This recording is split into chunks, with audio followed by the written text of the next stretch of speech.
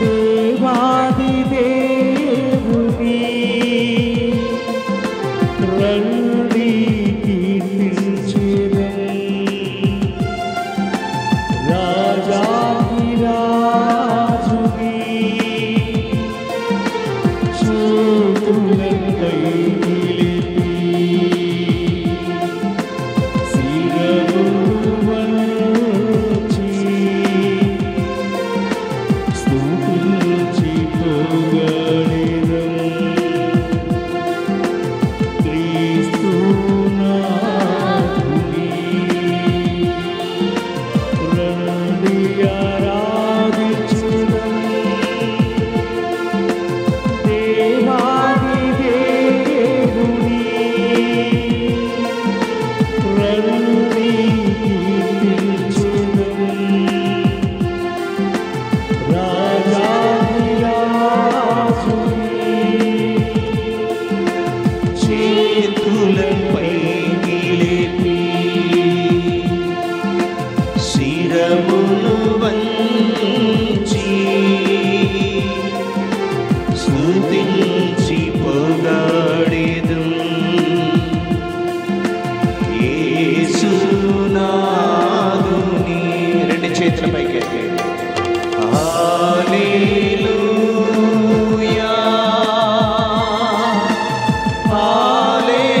హల్లెలూయా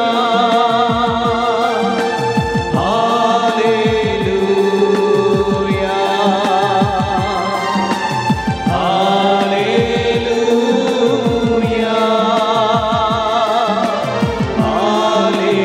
హల్లెలూయా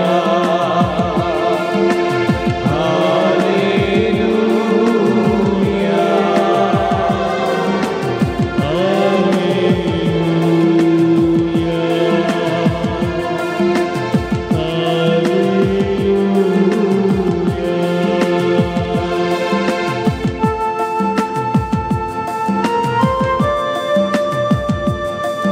వ్యాధులను బాధలను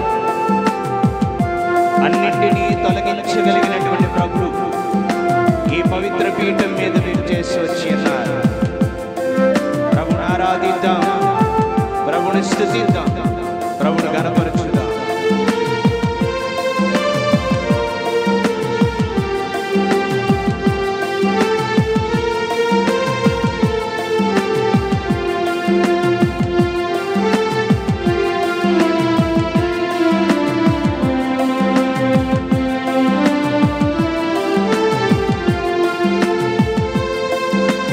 నాదులన్ బాధలన్ జయించుటకు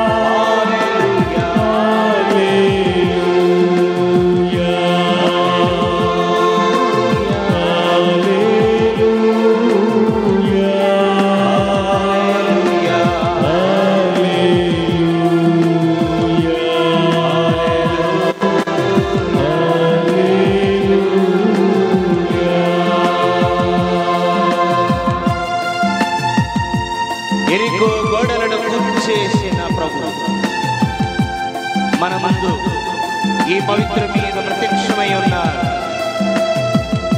ఎరుకో గోడల లాంటి సమస్యలను కూలద్రోయగల దేవుడు మన ముందు ఉన్నాడు. రండి ఆరాధించుదాం, రండి స్తుతించుదాం, రండి ఘనపరచుదాం.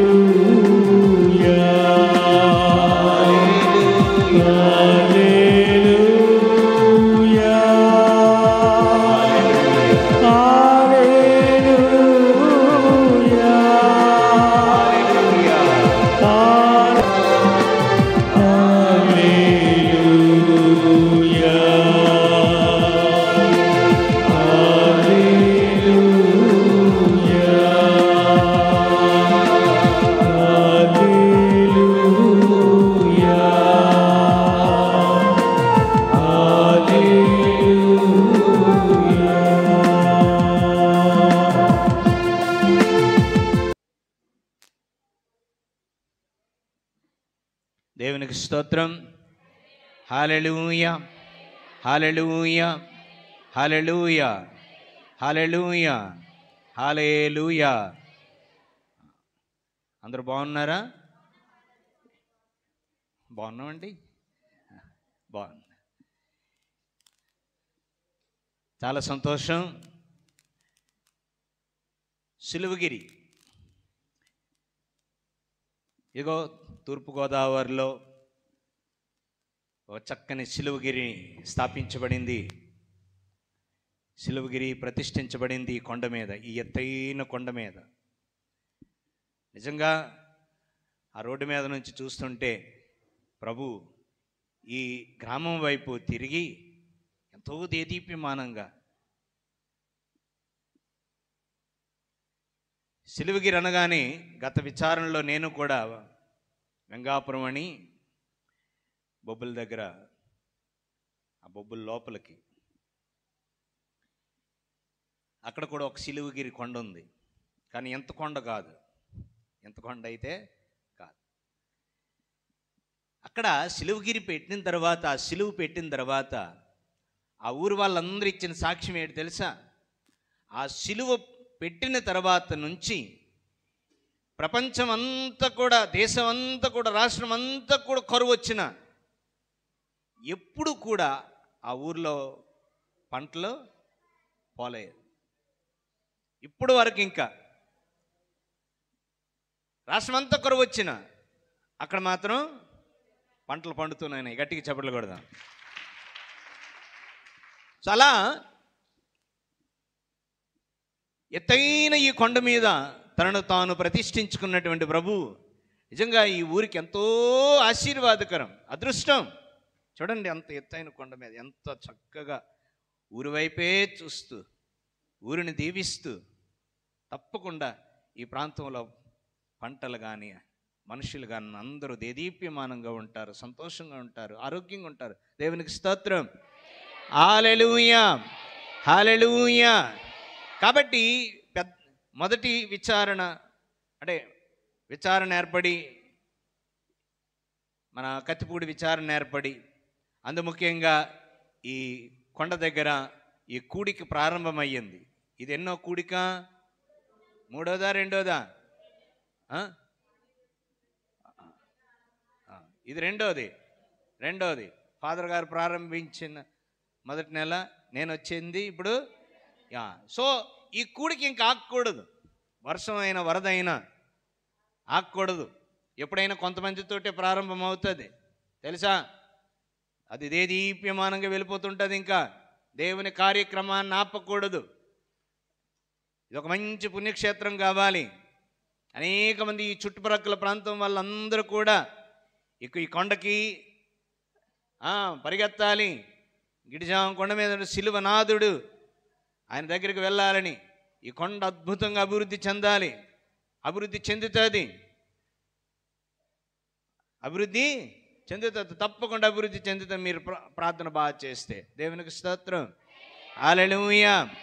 సో ఫాదర్ గారు ప్రయత్నం చేస్తున్నటువంటి ఆ ప్రయత్నాన్ని దేవుడు తప్పకుండా దీవిస్తాడు. సిలువగిరి ఈ ప్రాంతంలో, ఈ తూర్పుగోదావరి జిల్లాలో అటువంటి పేరు మీద ఇంకెక్కడ కూడా, జీవగిరి ఉంది, ఇది సిలువగిరి. ఇది ఒక యాత్రాస్థలం కావాలి. ఈ చుట్టుపక్కల వాళ్ళందరూ కూడా రావాలి.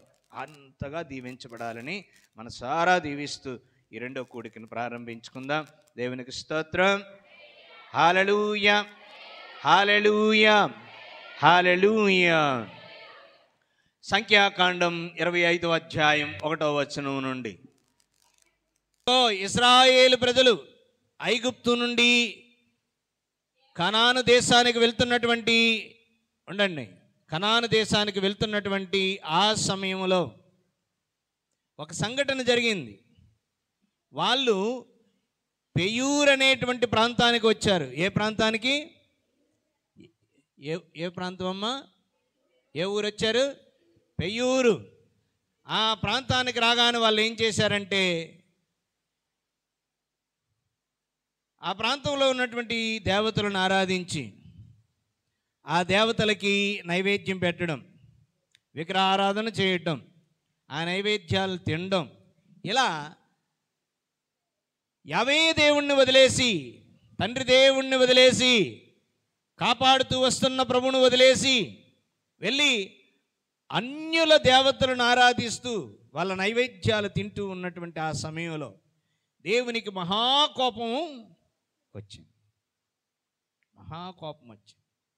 దేవుడికి ఎప్పుడు కోపం వస్తుందంటే, పోషించేవాడిని వదిలేసి, అంతే కదండి, పోషించేవాడిని వదిలేసి పక్క చూపులు చూస్తాను.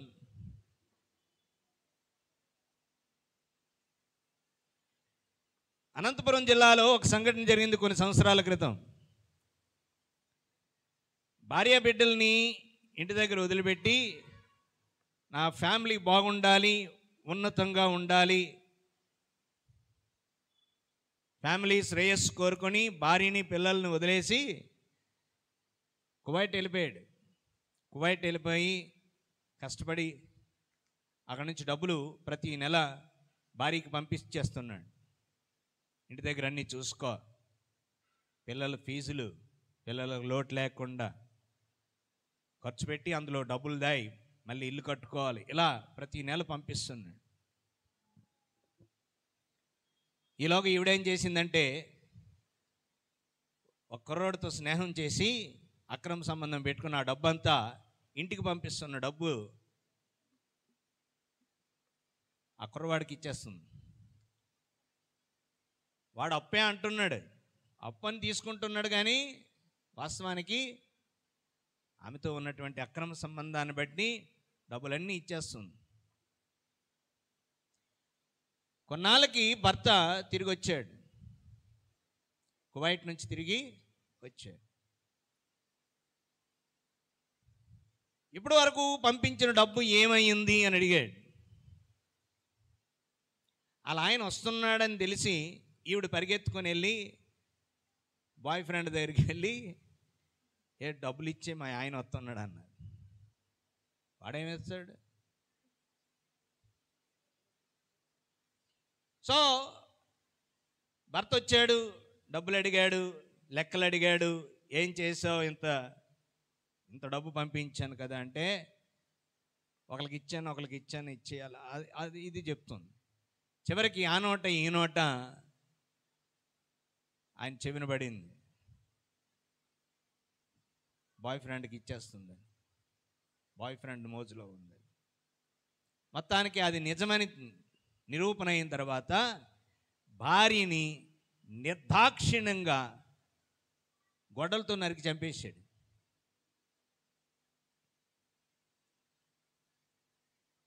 చంపేశాడంతే. వయసులో ఉన్న నేను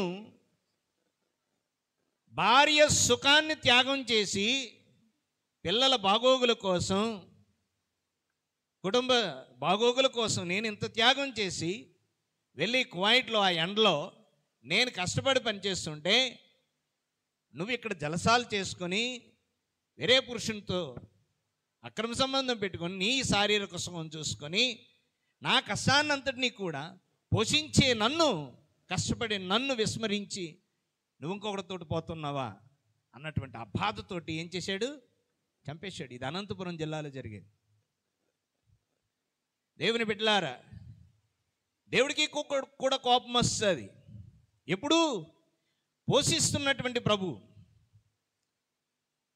ఎంత బాధపడతాడంటే, ఈ ప్రజలకు నేను ఏం చేశానని, ఏ అన్యాయం చేశాను, పగలు మేఘమై రాత్రి అగ్నిస్తంభమై కాపాడుకుంటూ వస్తున్నాను, కానీ వీళ్ళు మాత్రం పక్క చూపులు చూస్తున్నారు, దిక్కులు చూస్తున్నారు.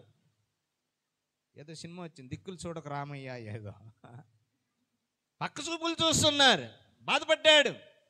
పెయ్యూరు అనే ప్రాంతానికి వచ్చినప్పుడు ఇంకా బాధపడ్డాడు. బాధపడి ఏం చేశాడంటే ఒక తెగులును పంపించాడు. 25,000 మంది చచ్చిపోయారు ఆ తెగులుకి. సో అప్పుడు ఆ పెయ్యూరులో జరిగినటువంటి సంఘటన, దాని గురించి ఈరోజు మనం వాక్యం ధ్యానిస్తూ ఉన్నాం. పెయ్యూరు సంఘటన ఏంటి? పెయ్యూరు సంఘటన. దేవునికి స్తోత్రం. హల్లెలూయా, హల్లెలూయా. ఇప్పుడు చదవండి. అంటే ఎవరు? ఆ మార్గం చూపించవలసిన వారు, నడిపించవలసిన వారు. ఎందుకంటే వాళ్ళ నడిపింపు బాగలేదు, వాళ్ళ నాయకత్వం బాగలేదు. ఈ ప్రజలందరూ పాపంలో పడిపోతున్నారు. ఈ ప్రజలందరూ విగ్రహారాధన చేయుటకు, బలులు అర్పించడానికి కారణం ఎవరు? ఈ నాయకులు, ప్రజలు కాదు. వీళ్ళను ఉరి తీసేసే నాయకులు నూరై ప్రజలకు బుద్ధి వస్తుంది. దేవుని బిడ్డలారా, ఇండ్లు చెడిపోతుందంటే ఆ బాధ్యత ఎవరు తీసుకోవాలి? ఎవరు తీసుకోవాలి? యజమానుడు తీసుకోవాలి బాధ్యత. ఆ బాధ్యత ఎవరిది? బిడ్డలు పాడైపోతున్నారంటే బాధ్యత ఎవరిది? పిల్లలు తప్పుతో పడుతున్నారంటే బాధ్యత ఎవరిది? వాళ్ళు భ్రష్టులు అయిపోతున్నారంటే బాధ్యత ఎవరిది? ఎవరిది? తల్లిదండ్రుల్ని. ఇప్పుడు పిల్లలు పాడైపోయిన తల్లిదండ్రులు, పిల్లల్ని పాడు చేసిన తల్లిదండ్రులు, వాళ్ళని ఏం చేయాలి? ఇప్పుడు ఏం చేయాలి? గిడజాములో తన కుటుంబ విషయంలో, తన బిడ్డల విషయంలో, ఆ బిడ్డల పోషణ విషయంలో, ఆ బిడ్డలు నడిపించే విషయంలో, ఆ బిడ్డల భవిష్యత్తు విషయంలో, ఆ బిడ్డల నైతిక జీవిత విషయంలో, ఆధ్యాత్మిక విషయంలో పాడైపోయారా? ఎవరు నూరేయాలి? ఫస్ట్ ఎవరు నూరేయాలి? మొన్న శ్రీలంకలో ఏం జరిగింది తెలుసా?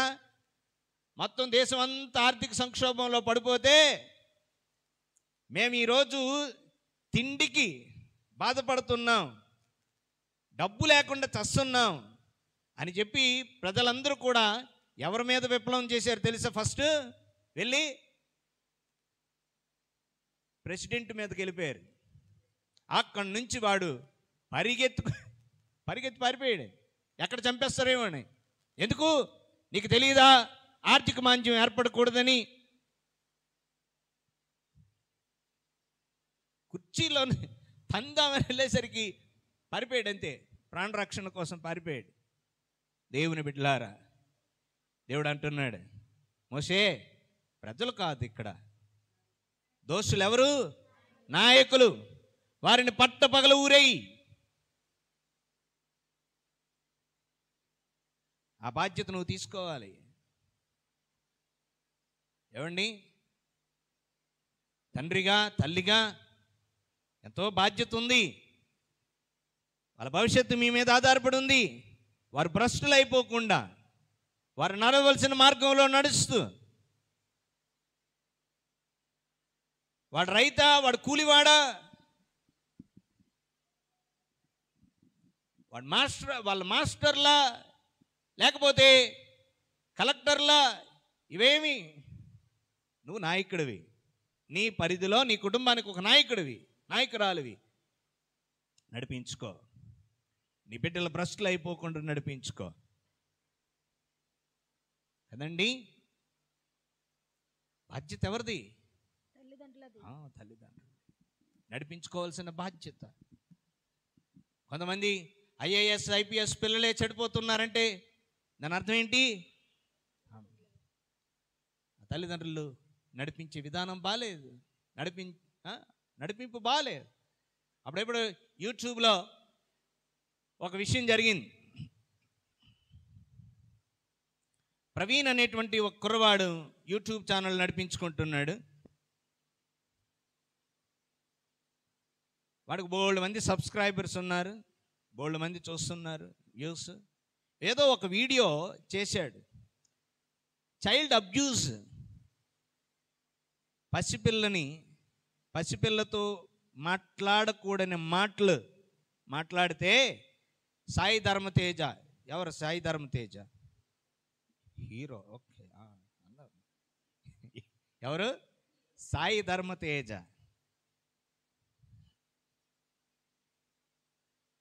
Please take action on these fellows అని తెలంగాణ ముఖ్యమంత్రికి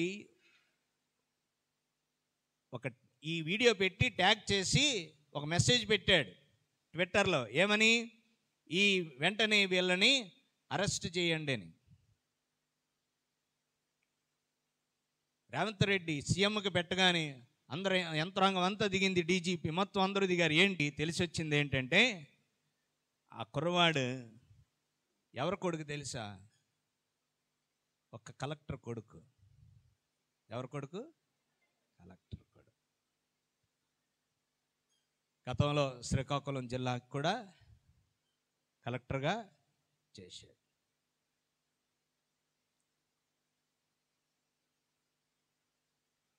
ఇప్పుడు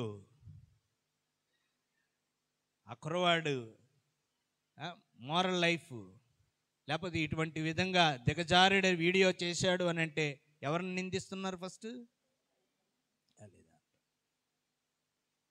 కలెక్టర్ కొడుకు. సో దేవుని బిడ్డలారా, కలెక్టరా, ఐఏఎస్, ఐపీఎస్ ఏ లేదు, వాడు రైతా, కూలోడా, నేర్పించవలసింది నేర్పించాలి. వాడు రిక్షావాడా, ఎవరైతే ఏంటి, నడిపించవలసిన రీతిలో నడిపించాలి. అందుకే ఎంతో బాధ్యత ఉంది. ఏదో నెలకింత జీతం తెచ్చాం, నెలకింత కూలి తెచ్చాం, ఇంత పడేసాం,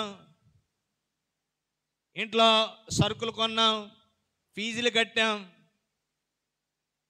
ఫీజులు కట్టాం,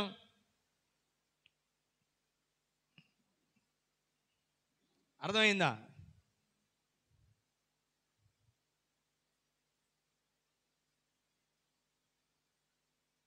ఇద్దరు టీచర్, అమ్మ నాన్న టీచర్ అయి ఉండి ముగ్గురు కొడుకుల్లో ఇద్దరు టీచర్లు అయ్యారు, కూతురు టీచర్ అయ్యింది, ఒకడు మాత్రం దుర్మార్గుడు, దుండుగుడు. మన క్యాథలిక్ చర్చ్లోనే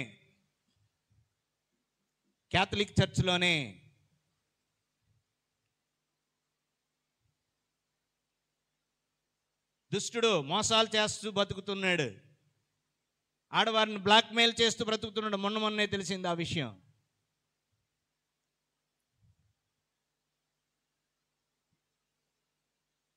శ్రీ సభను వల్ల, ఈ సంఘం వలన వాళ్ళ తల్లిదండ్రులు ఉద్యోగస్తులై పైకి వచ్చిన వాళ్ళు మళ్ళీ గురువు, వాళ్ళ అబ్బాయి గురువులను కూడా వేధించుకు తినడం, ఇటువంటివన్నీ చేస్తున్నాడు.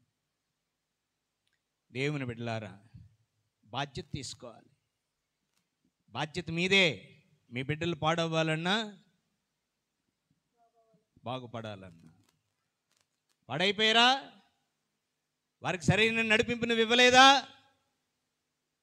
వాళ్ళని సరైన మార్గంలో పెట్టలేదా?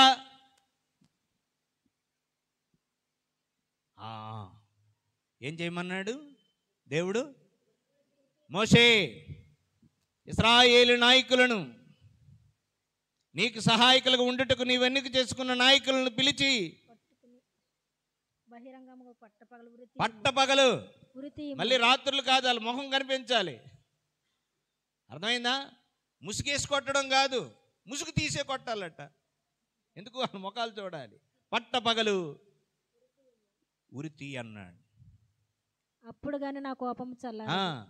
అప్పుడు గాని నా కోపం చల్లారదు.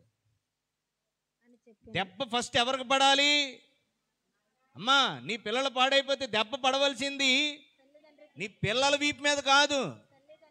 ఏంటి? తల్లి మీకు విమానమోత అవ్వాలి. అప్పుడు ఆయన ఏమంటున్నాడు? నా కోపం అప్పుడు అషమాషి కాదు ఒక తల్లి అవ్వడం అంటే, అషమాషి విషయం కాదు ఒక తండ్రి అవ్వడం అంటే. ఆ బాధ్యత ఉంది, ఎంతో బాధ్యత ఉంది. సమాజానికి ఉపయోగపడినట్టుగా పెంచు, సమాజాన్ని భ్రష్టు పెట్టేటట్టు కాదు కదా. నిన్ను నమ్మి నీకు బిడ్డల్ని ఇచ్చాడంటే, నమ్మాడు, నీ చేతిలో పెడితే నువ్వు బాగు చేస్తావని, నువ్వు కాపాడుతావని.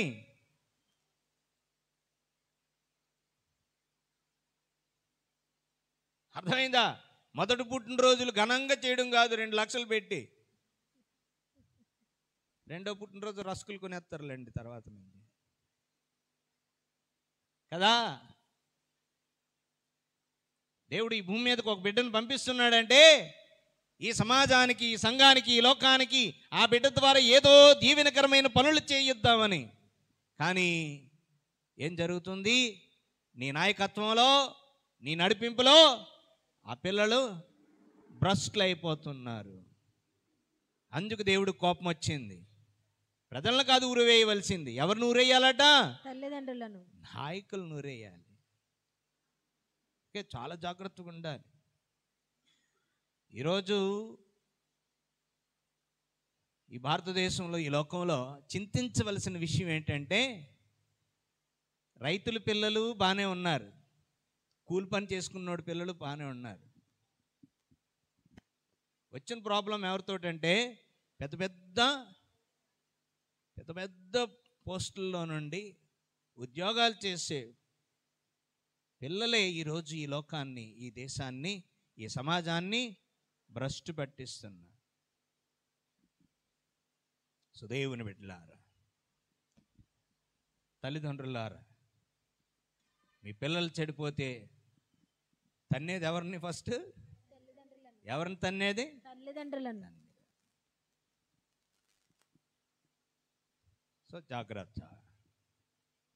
జాగ్రత్త, బాధ్యత నీది. ఆ తర్వాత చదవమ్మా అని చెప్పాను. కనుక ఉమ్, మోషే న్యాయాధిపతులను చూచి ఆ, మీరు మీ తెగలలో ఆ, పయ్యూరు బాలును ఆరాధించిన వారందరినీ ఉమ్, వధింపుడు ఉమ్, అని ఆజ్ఞ ఇచ్చెను. ఆ, మోషే మరియు ఇశ్రాయేలు సమాజము వారు ఆ, సాన్నిధ్యపు గుడార ద్వారము ముందుట ఆ, ప్రోగై బహుగా పరితపించుచుండి ఎప్పుడైతే వధించమన్నాడో, ఎప్పుడైతే ఉరి తీయమన్నాడో, మోషే ఆ నాయకులందరినీ, ఇశ్రాయేలీలు ఆ గుడారం వద్ద, వాకిల వద్ద వాళ్ళందరిని సమావేశపరిచి ఇక వధించడానికి నిర్ణయం తీసుకున్నటువంటి ఆ సమయంలో, శిక్షించడానికి నిర్ణయం తీసుకున్న ఆ సమయంలో ప్రజలు ఏం చేశారంటే, పశ్చాత్తాపపడితే మన ప్రభువు మనల్ని మన్నించి ఈ శిక్ష నుండి, ఈ తెగులు నుండి మనల్ని కాపాడుతాడు అని చెప్పి వాళ్ళు ఏం చేస్తున్నారంటే ప్రార్థన మొదలుపెట్టారు. కన్నీటి ప్రార్థన మొదలుపెట్టారు. ప్రాయశ్చిత్తం చేసుకోవడం మొదలుపెట్టారు. దేవుడు మన్నించకపోతాడా పశ్చాత్తాపడితే అని చెప్పి పశ్చాత్తాపడడం మొదలుపెట్టారు. ఆ తర్వాత ఏం జరిగిందమ్మా? మోషే మరియు ఆ, ఇశ్రాయేలు సమాజము వారు ఉమ్, సాన్నిధ్యపు గుడారము ద్వారా ముందుట ప్రోగై గుడారము వద్ద దేవుని సాన్నిధ్యం ద్వారము ముందుట ఆ, ప్రోగై బహుగా పరితపించుచుండిరి. ఆ, అంతటా వారందరూ ఆ, చూచుచుండగానే ఆ. ఒక ఇశ్రాయేలీయుడు ఇదిగో వాళ్ళందరూ కూడా గుడారము వద్ద సమావేశమై ప్రాయశ్చిత్త ప్రార్థనలు మొదలు పెట్టారు. అమ్మా ఇటు చూడండి తల్లి, ఆ పిల్లతో నీకేం పని, ఇటు చూడండి, ఇటు చూడండి, చక్కగా ఆలకించాలి. ఇది బుర్రకథ కాదు, దేవుని వాక్కు. ఇది పురాణం కాదు, దేవుని వాక్కు, బలమైన వాక్కు. అర్థమైందా? క్రైస్తవ సమాజంలో బోధించబడినటువంటి వాక్కు ఏ మతంలో బోధించబడటం లేదు. ఎంత చక్కని వాక్యాన్ని బోధించుటకు, రక్షించుటకు జీవితాలు త్యాగం చేసే బోధకులు, సేవకులు ఉన్నారు. సో క్రైస్తవ సమాజంలో బోధించబడుతున్నటువంటి వేద సత్యాలు, ఈ వేద వాక్కు ఏ రిలీజియన్లోనూ ఉండదు. అర్థమైందా? కానీ అంతగా బోధించబడుతున్న వాక్యే అంతగా నిష్ప్రయోజనం కూడా అయిపోతుంది. ఎందుకు తెలుసా? అక్కడ వరకు ఓకే, ప్రతి ఆదివారం పాస్టర్ గారు, ఫాదర్ గారు, లేదా ఫాదర్ గారు, పాస్టర్ గారు ఈ చెవిలో పోస్తారు వాక్యం. గుడి బయటకు వెళ్ళిన తర్వాత గులువుని తీసినట్టు జాగ్రత్తగా ఆలోచించండి. ఎందుకంటే ఎంతగా వాక్యం బోధించబడుతుందో అంతగా నిర్లక్ష్యం చేయబడుతుందో కూడా వాక్యం. ఎందుకంటే సో వీళ్ళందరూ అయ్యో దేవుడు ఇంతమంది నాయకులను వధించమంటున్నాడే, ఉరి తీయమంటున్నాడే, ఈ తెగులను ఒకటి పంపించాడు. ఆ తెగులకి ఎంతమంది చచ్చిపోయారట? 25,000 మంది చచ్చిపోతున్నారు. శవాలు గుట్లుగా పడి ఉన్నాయి. వెంటనే ప్రజలందరూ మోషేతో కలిసి మనము ప్రాయశ్చిత్తం చేసుకుంటే దేవుడు మనల్ని మన్నిస్తాడు, తన కోపాన్ని వెనక్కి తీసుకుంటాడు, తన ఆగ్రహాన్ని వెనక్కి తీసుకుంటాడు అన్నటువంటి నమ్మకంతో వాళ్ళు గుడారము వద్ద నిలబడి ప్రాయశ్చిత్త ప్రార్థనలు చేయడం ప్రారంభించారు. అలా ప్రార్థనలు జరుగుతున్న సమయంలో ఏం జరిగింది తెలుసా? ఒకడు చదవము ఇప్పుడు. అంతటా వారందరూ చూచుచుండగానే ఒక ఇశ్రాయేలీయుడు తన సహోదరుల యొద్దకు మిద్యాను స్త్రీ నొకతెను తోడుకుని వచ్చెను. అది చూచి ఇలా ఇటు ప్రార్థనలు జరుగుతున్నప్పుడు గుడారములు వేసుకుని బ్రతుకుతున్నారు కదా ఎడారిలో, నొమైడ్స్ సంచార జీవులు కదండి. సో ఆ ప్రాంతానికి వచ్చినప్పుడు జరిగినటువంటి సంఘటన, ఆ గుడారము వద్ద దేవుణ్ణి ప్రతిష్ఠించినటువంటి దైవ మందసాన్ని ప్రతిష్ఠించినటువంటి గుడారము వద్ద ప్రార్థనలు జరుగుతున్న సమయంలో ఇశ్రాయేలీయుల్లో ఒకడు, అందరితో కలిసి ప్రార్థనలో ఏకీభవించవలసినటువంటి ఇశ్రాయేలీయుడు ఒకడేం చేశాడంటే మిద్యాను ప్రాంతానికి చెందినటువంటి ఒక స్త్రీని తోడుకొని వచ్చాను, తోలుకొని వచ్చి అంటే లాక్కొని పోతూ ఒక గుడారంలోకి వెళ్ళి ఆమెతో పాపం చేస్తున్నాడు. ఏం చేశాడు? ఒక పక్క ప్రార్థన జరుగుతుంటే ఇంకొక గుడారంలో పాపం జరుగుతుంది. ఒక గుడారం దగ్గర ప్రార్థనలు జరుగుతుంటే ఇంకొక గుడారంలో పాపం జరుగుతుంది. చూసారా? ఇదిగో దేవుని బిడ్డలారా, ఇంట్లో ఒకడైనా ఉంటాడట, నా ఇల్లు ఎలా పోతే ఏంటి, నా తల్లిదండ్రులు ఎలా పోతే ఏంటి, లేకపోతే ఎవరు ఎలా పోతే ఏంటి, నా సుఖం, నా సౌఖ్యం, నా విలాసాలు, నా భోగాలు. లేకపోతే ఇశ్రాయేలీయులందరూ పశ్చాత్తాపపడి కన్నీటి ప్రార్థన చేస్తుంటే, ప్రాయశ్చిత్త ప్రార్థన, వీడేం చేస్తున్నాడు? ఇంకో గుడారంలోకి ఒక మిద్యాను స్త్రీని పట్టుకొని వెళ్ళిపోతున్నాడు పాపానికి. ఉంటారు ఏమీ పట్టని మనుషులు అంటారు వీళ్ళని.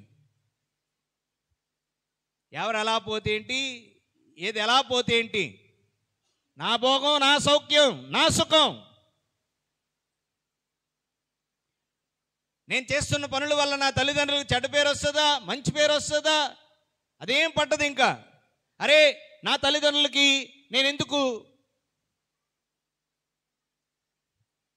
నేనెందుకు చెడ్డ పేరు తేవాలి, నా ప్రవర్తన వలన నా తల్లిదండ్రులు పరువు పోతుంది కదా, ఇటువంటివి ఏవీ లేదు. ఇంట్లో విషయాలు పట్టించుకోరు, తల్లిదండ్రుల కష్టార్జితాన్ని పట్టించుకోరు. మళ్ళీ మొన్న ఒకసారి పేపర్లో చదివాను,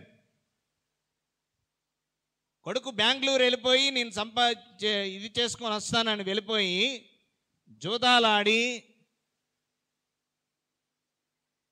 1.5 కోటి ఎంతండి, 1.5 కోటి అప్పుల పాలయ్యి తిరిగి వచ్చాడు.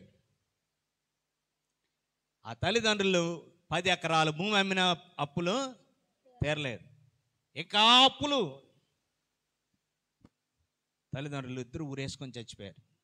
ఇది మొన్న 2 నెలలు 3 నెలల క్రితం కదా, ఎప్పుడో చెప్పాను మనం చర్చిలో వాక్యంలో ఈ విషయం. వాడు జోదం, వాడు భోగాలు, వాడు విలాసాలు, వాడు చేసిన అప్పులు, చివరికి ఎవరు చచ్చిపోయారు? తల్లిదండ్రులు ఊరేసుకొని చచ్చిపోయారు. 10 ఎకరాలు అమ్మిన తర్వాత చచ్చిపోయారు పాపము. ఆ అమ్మకు ముందు చచ్చిపోయిన కూతురు ఇంకా కూడా ఈ దుర్మార్గుడు కాకుండా రాసి పెట్టేసి ఆస్తునంతటిని కూతురికి ఎవరికి రాసి చచ్చిపోయి బాగుండే కదండి. పట్టదు. కొంతమందికి ఏమే ఎలా పోతే నాకేంటి, ఎవరు ఎలా పోతే నాకేంటి, నా తల్లిదండ్రులు ఎలా పోతే నాకేంటి కదండి.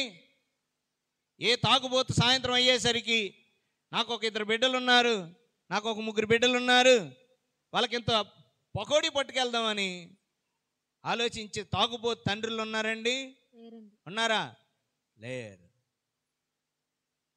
కదా.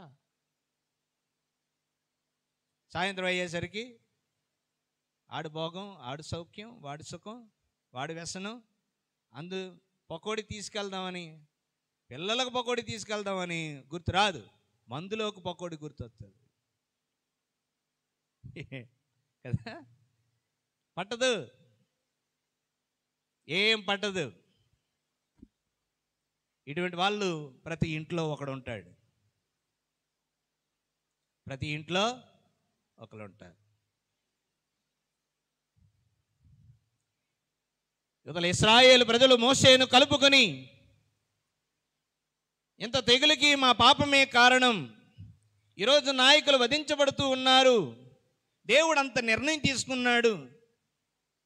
మమ్మల్ని కాపాడగలిగిన దేవుడు, మేము ప్రాయశ్చిత్తం చేసుకుంటే, మేము పశ్చాత్తాపడితే, ప్రార్థనలు చేస్తే దేవుడు తన నిర్ణయాన్ని వెనక్కి తీసుకుని మమ్మల్ని కాపాడుతాడని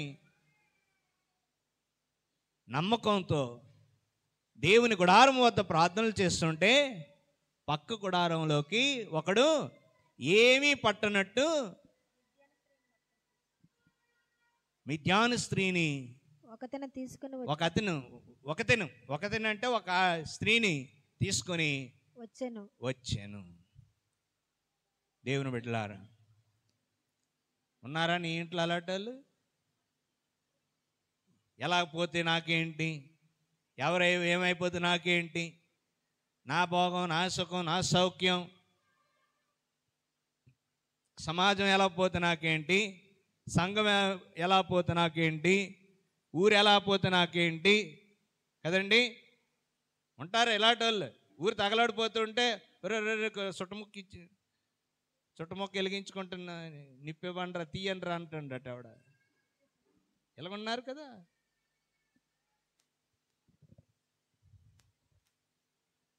దేవుని బిడ్డలారా,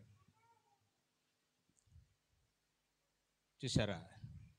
ఇశ్రాయేలుడు వాడెవడో ఇప్పుడు రాసి ఉంది, చెప్తాను అది కూడా. వాడి పేరు, వాడి తల్లిదండ్రుల పేర్లు, వాడిని అంతం చేసినటువంటి ఆయన పేరు, వాడి తల్లిదండ్రుల పేర్లు, వీడితో పాపం చేసినటువంటి ఆ స్త్రీ, వాళ్ళ తల్లిదండ్రుల పేర్లు, దాని గురించి కూడా చెప్తాను. చూసారా? పట్టనట్టుగా ఉండకు.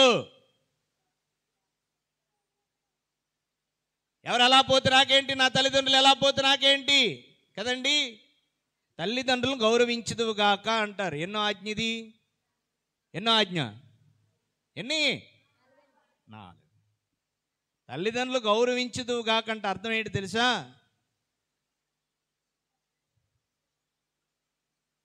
తల్లిదండ్రులను, వాళ్ళ మాటను గౌరవించడం, వాళ్ళని చూసుకోవడమే కాదు, వాళ్ళు చచ్చిపోయిన తర్వాత కూడా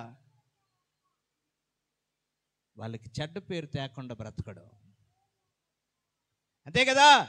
నువ్వు వెళ్ళి ఒకడికి అన్యాయం చేస్తే ఏం తిడతాడు వెంటనే? ఇప్పుడు నువ్వు వెళ్ళావు, ఇంకొకడికి అన్యాయం చేస్తున్నా, ఇంకొకడిని హాని చేస్తున్నా, ఇంకొకటి జీవితానికి ఆటంకంగా ఉన్నా, కదండి? తల్లిదండ్రులు గౌరవించదు కాకంటే అర్థం ఏంటి తెలుసా? నువ్వు చచ్చే వరకు నీ తల్లిదండ్రులకి చెడ్డ పేరు లేకుండా బ్రతకడమే తల్లిదండ్రులు గౌరవించదువు గాక. గట్టిగా చప్పట్లు కూడా. అర్థమైందా?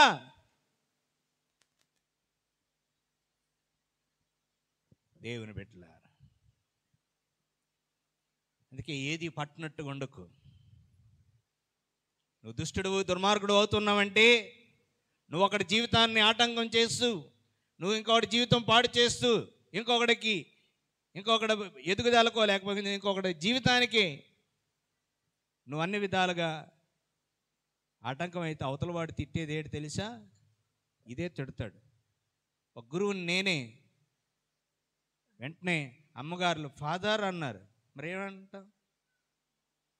అడికి చాక్లెట్ ఇస్తాం ఏంటండి? ఎంత యాక్సిడెంట్ జరిగిపోను కదండి?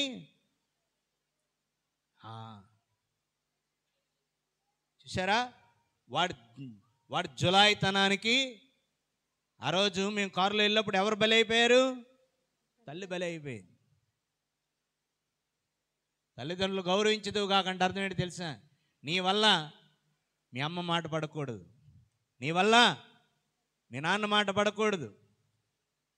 అలా మాట పడ్డారు అని అంటే నువ్వేం చేసావు? నీ తల్లిని సమాజంలో అవమానించావు.